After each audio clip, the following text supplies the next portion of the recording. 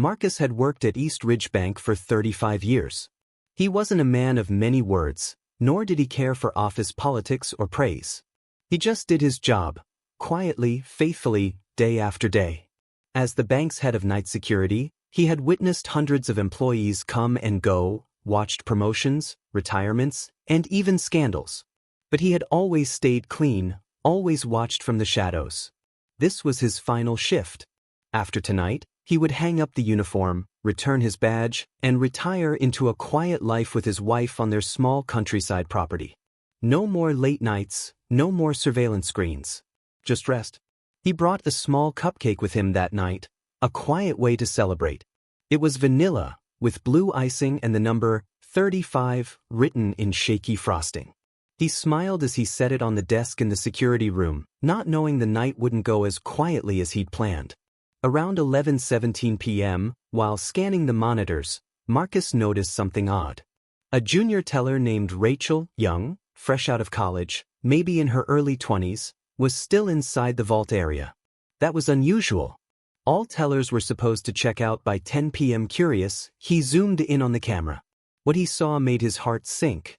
Rachel was stuffing small bundles of cash into her purse.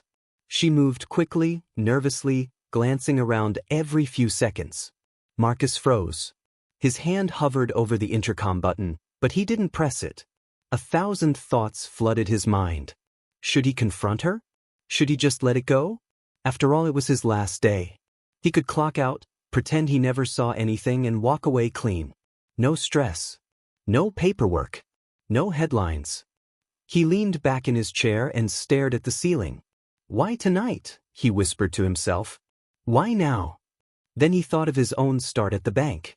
He had been barely older than Rachel. Back then, an old supervisor had told him, "It's the choices no one sees that define who you are." He sighed and reached for the phone. By morning, Rachel had been escorted out of the building by internal security.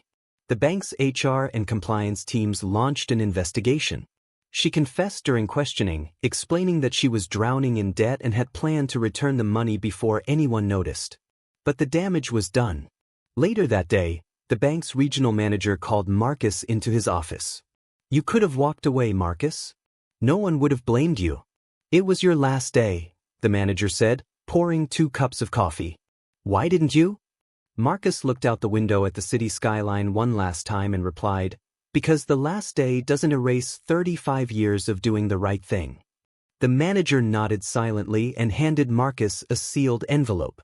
Inside was a thank you letter and a bonus check 10 times larger than his usual salary. Marcus didn't smile. He wasn't proud. He was simply, peace.